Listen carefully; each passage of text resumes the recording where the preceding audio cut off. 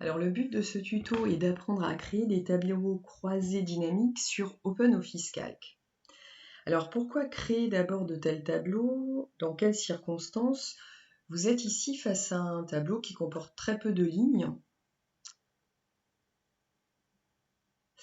et qui va ranger des vendeurs. Donc ici on a 5 vendeurs, Alb, Ben, Lynn, Mina, Ninon, qui travaillent dans des magasins de vêtements, qui vendent sur le mois de septembre un certain nombre de pièces et ont un certain chiffre d'affaires. Donc vous voyez que vous avez des colonnes, vous avez des lignes.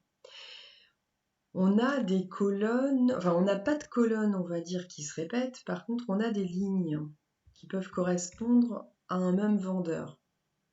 Alb par exemple a vendu ici 12 pièces et on le retrouve ici à vendre 8 pièces et 15 pièces.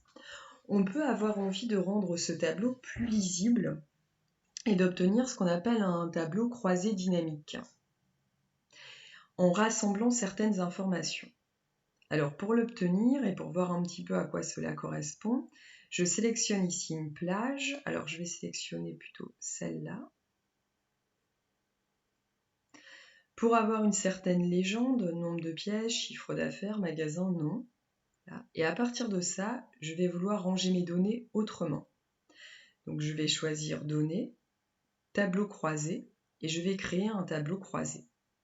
Ça veut dire avec des colonnes, des lignes rangées différemment. La sélection active, c'est celle-ci. Et là, je vais remplir des champs. Alors, champ de la page, là, ça, je ne remplis pas. Champ de colonne, champ de ligne, champ de données. Champ de colonne, je vais mettre le nom des vendeurs. Champ de ligne, je vais mettre les magasins.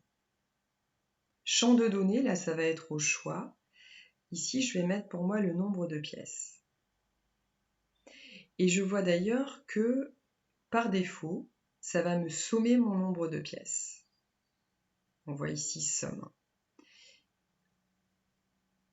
Je fais OK.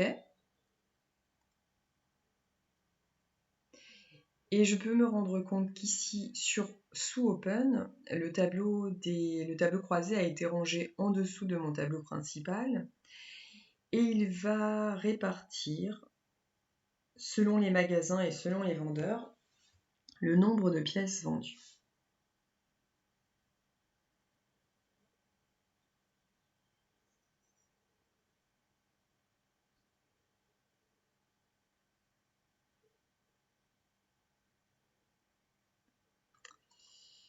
Alors je vérifie un truc parce que tout à l'heure il me semblait avoir plus, mais bon. Dans mon souvenir j'avais 200 pièces au total. Donc je vérifie. Je suis peut-être pas partie avec le même tableau. Non, bah c'est bon. Ok. C'était pour vérifier que j'avais pas d'oubli sur les nombres de pièces.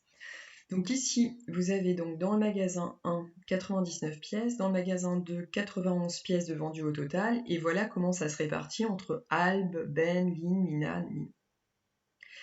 Ça, c'est donc parce que j'ai voulu ranger un certain nombre de pièces. Maintenant, je peux aussi décider de ranger par chiffre d'affaires. Donc je sélectionne de nouveau ça. Alors, je ne sais pas trop où ça va me le mettre par contre. Donc là, je crée un nouveau tableau. Je vais mettre en champ de colonne le nom, champ de ligne les magasins, et ici, chiffre d'affaires. Somme, chiffre d'affaires. OK. OK. Donc ça a effacé le premier, et ça a mis celui-là à la place. Donc voilà un premier exemple de tableau croisé. À vous maintenant de manipuler pour avoir les deux, c'est-à-dire un premier tableau croisé qui va ranger suivant le nombre de pièces, un second tableau croisé qui va venir se superposer et effacer en fait le précédent, qui va ranger cette fois-ci suivant le chiffre d'affaires vendeur-magasin. Bon courage!